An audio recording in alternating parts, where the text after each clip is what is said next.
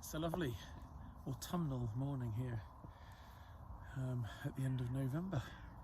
And we finally got round to reading all of your wonderful feedback and insights into this year's festival. Thank you so much to all of you who gave us feedback. It's so important to us, as you know, and we read all of it. So I wanted to give you some updates from that feedback on things that we think worked, things where there's some room for improvement, and just to let you know that we listen, as we always do at Towersey. So starting with a few of the positives.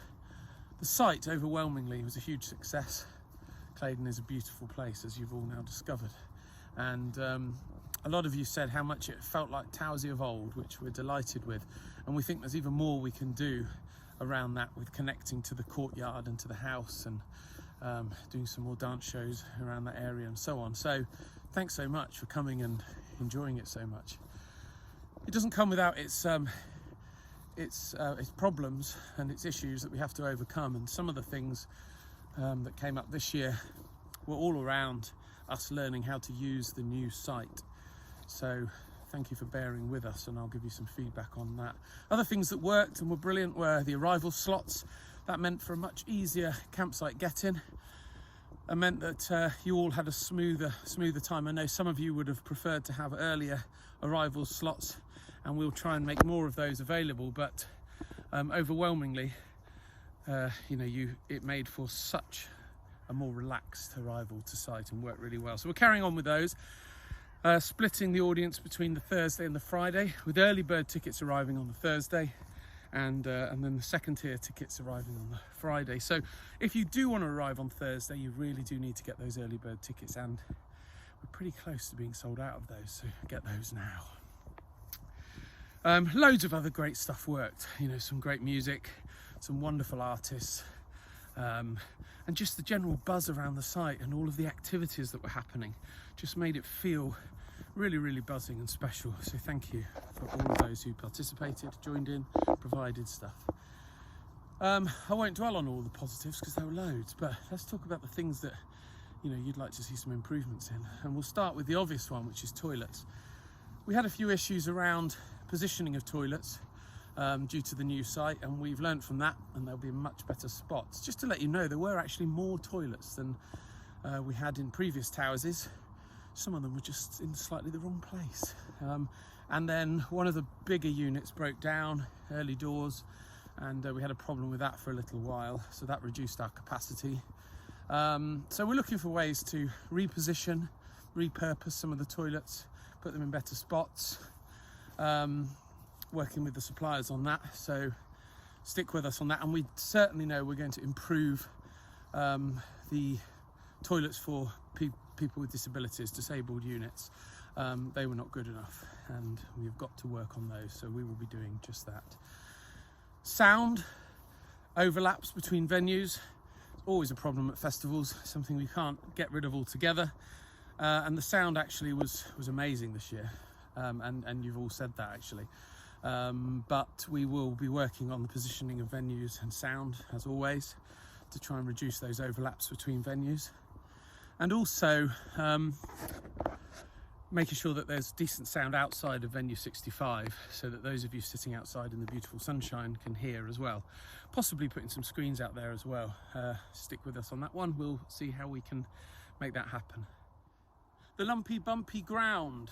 That's a tricky one. I mean, we're in rural Buckinghamshire, where most of the ground around there is what's called ridge and furrow. Look that up if you don't know the history of ridge and furrow. But it is tricky. We know it's a problem. There's not huge amounts we can do about it, of course, on that site. But we will be looking at better access routes for those with access needs. Footpaths and so on, where we park you and things like that. But it's a greenfield site festival. It has lumps and bumps, it has tufts and things like that, and you're going to get that at a greenfield site festival. So we'll do everything we can to make access better, but ultimately it's the price we pay for being in such a beautiful site. Showers will unfortunately have to remain in the same spot and all be in one block. This is due to our need for getting rid of grey water from the showers, and there's only really one place we can do that from. So we'll make them more accessible, we'll make sure they're more obvious where they are, and we'll certainly deal with the water issues with the showers having to close on Monday. We had some major problems with water shortage coming onto site. You know that we were at the end of one of the longest heat waves in history and it was pretty tricky, so we're dealing with that. We're finding some other water feeds, making sure that the water does not run out next year. While we're on water, we know there were some issues around the taste of the water. That's to do with how we clean all of the pipe work and make sure that it's 100% clean and drinkable water, which we have tested on site and so on. So sometimes there is an odd taste. This year, more than ever, it remained for longer than we would have liked.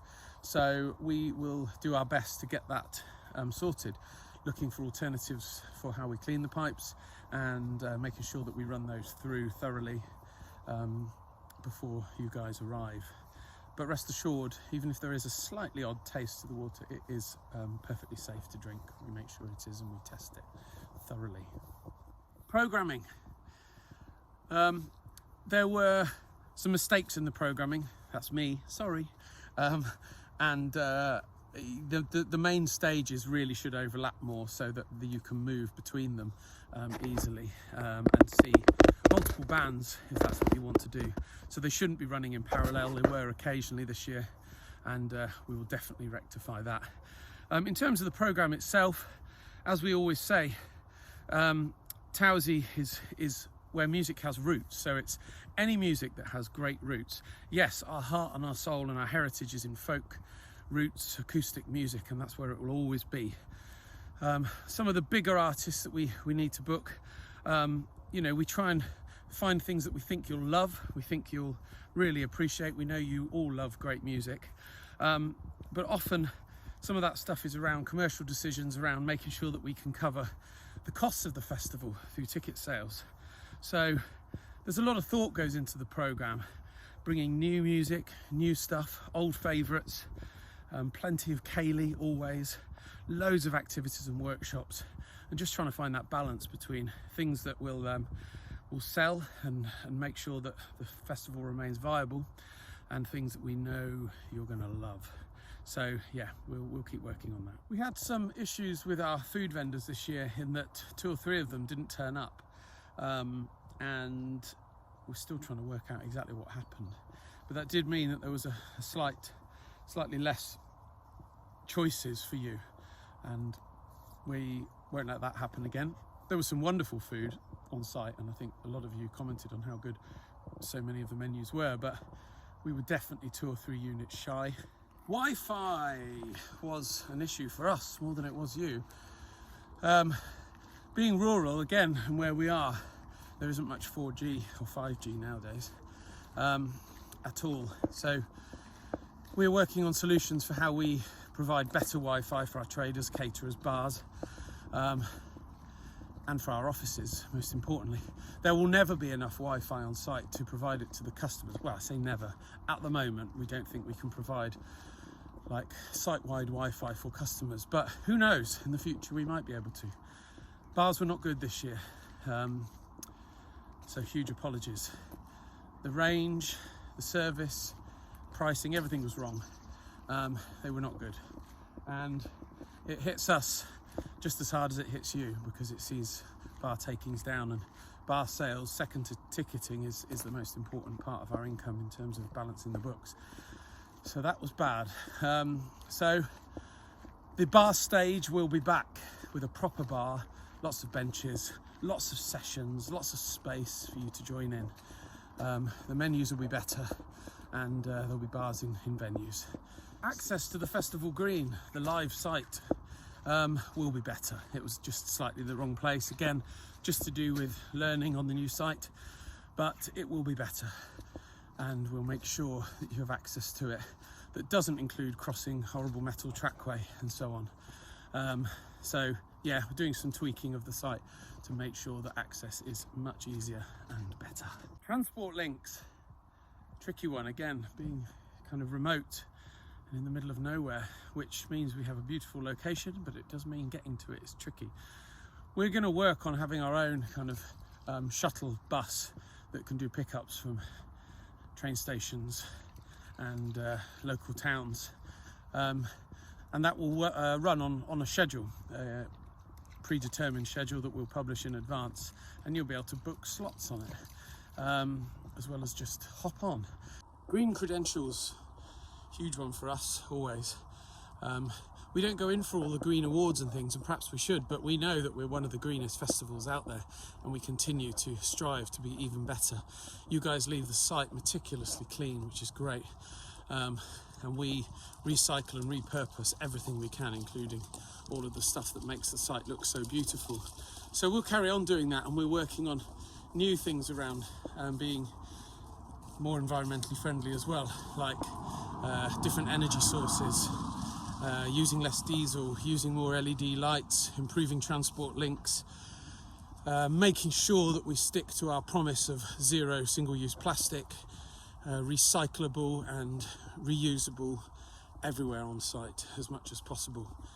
Watch this space, we'll keep doing more. Pricing of everything, tickets, beer. Listen, we all know we're in a really difficult time, and we try and keep our prices as low as we can, but it's hard.